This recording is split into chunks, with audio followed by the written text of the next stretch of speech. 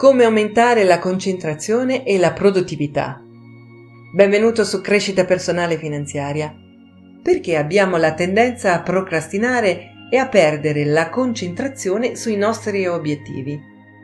Ci sono diverse teorie sul perché procrastiniamo e abbiamo la tendenza a deconcentrarci.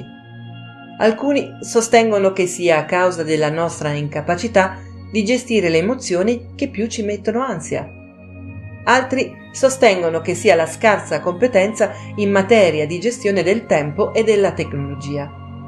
In questo discorso di Dandapani, famoso monaco induista che lavora con imprenditori famosi e con i migliori atleti del mondo, ci parla di come migliorare la concentrazione e la produttività grazie alla gestione della propria energia. Se si vuole raggiungere il successo personale e cambiare la propria vita, si deve necessariamente imparare come essere produttivi, altrimenti si rischia di non riuscire ad andare avanti nel proprio sviluppo personale. Per migliorare se stessi e riuscire ad avere un atteggiamento mentale più produttivo, che ci faccia smettere di perdere il focus sui nostri progetti, è opportuno conoscere quali siano le dinamiche che creano questo disagio. Per riuscire a cambiare mentalità e avere un miglioramento personale, bisogna imparare a gestire al meglio le proprie prestazioni mentali in modo da migliorare la propria autostima. Dandapani, in merito alla concentrazione e alla produttività, dice: «La mente è lo strumento più potente che abbiamo. Eppure, alla maggior parte di noi non è mai stato insegnato come funziona. Non siamo mai stati addestrati su come usarlo correttamente. La maggior parte di noi attraversa la vita senza comprendere la mente. Ho viaggiato in tutto il mondo e durante i miei eventi ho fatto questo sondaggio. Ho chiesto a tutti quelli con cui ho parlato se avessero mai ricevuto a scuola una formazione formale su come funziona la mente, nello stesso modo in cui avevano avuto formazione formale sulla matematica, sulle scienze, sulla storia, sulla geografia, almeno per un'ora ogni giorno. Nessuno ha mai risposto di sì.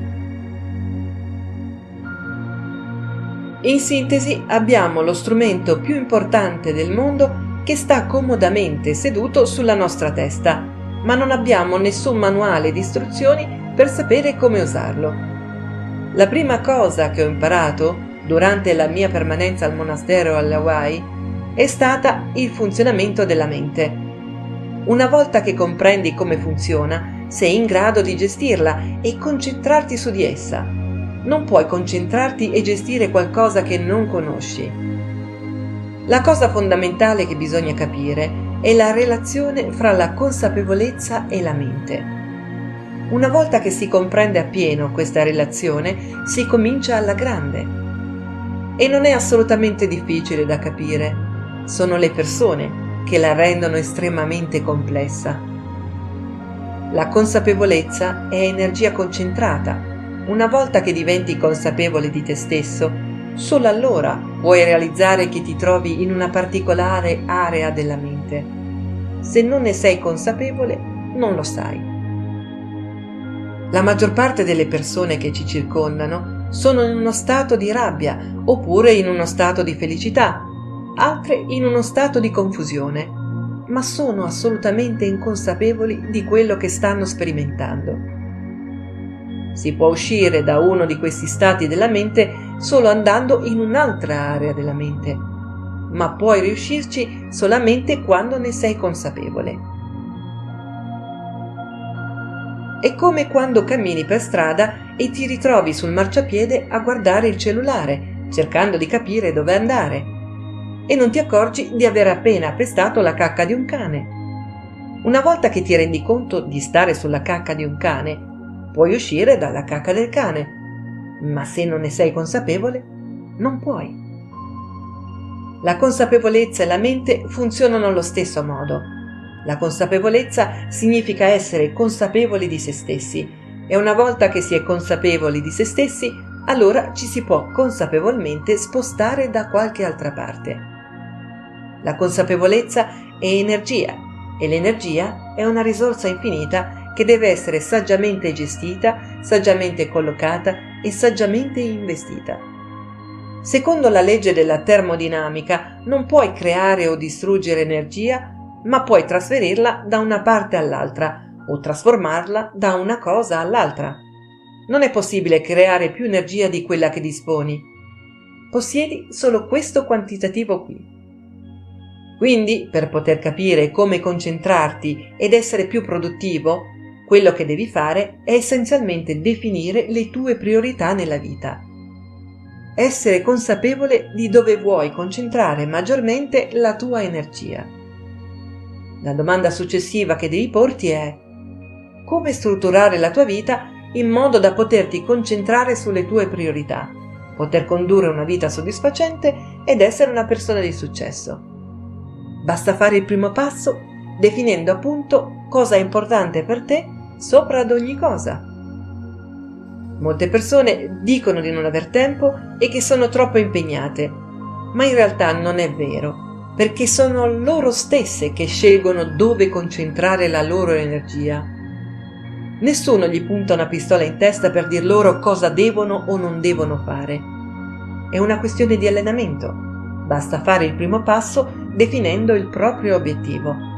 Se fai pratica di qualcosa ancora e ancora, diventi davvero bravo nel farla e acquisisci gradatamente sempre maggior consapevolezza. In sostanza, devi fare chiarezza su ciò che desideri veramente. Molti dicono che la fonte di maggior distrazione nella loro vita sia la tecnologia. In realtà si tratta sempre di definire quale sia lo scopo nella loro vita. Perché se ad esempio il tuo scopo nella vita è passare ore al giorno su TikTok per diventare un influencer, allora in questo caso incollati pure lo smartphone sul palmo della tua mano e tienilo davanti alla faccia per 24 ore al giorno. Se invece i tuoi propositi sono altri, allora in quel caso devi definire quale ruolo gioca la tecnologia nello scopo che ti sei prefissato. È il rapporto che stabilisci con la tecnologia che decide se diventerai schiavo o meno del cellulare, del videogioco o del computer. La tecnologia non è fonte di distrazione se tu non glielo permetti e finché sei tu a comandarla. Guarda il tuo smartphone come a un maggiordomo. Tu dici al maggiordomo cosa vuoi e il maggiordomo sa cosa fare per aiutarti ad ottenere quello che vuoi. È così che devi guardare la tecnologia. Il tuo scopo deve venire prima. Qual è il miglior modo per sviluppare la concentrazione ed essere più produttivo? Il modo migliore per sviluppare la concentrazione è allenarsi a fare in modo che nulla possa interferire sulle tue priorità. Bisogna fare pratica un passo alla volta. Invece di allenarti a farti distrarre dalla tecnologia, allenati a farla diventare uno strumento di supporto per raggiungere i tuoi obiettivi. La tua vita è una manifestazione di dove indirizzi la tua energia e se non riesci a concentrare la tua energia sulle cose che vuoi manifestare nella tua vita e che per te sono fondamentali, tutto diventa molto più difficile. Dunque impara a concentrarti facendo una cosa alla volta. Porta questa pratica in tutto quello che fai tutti i giorni e rendila una parte della tua vita.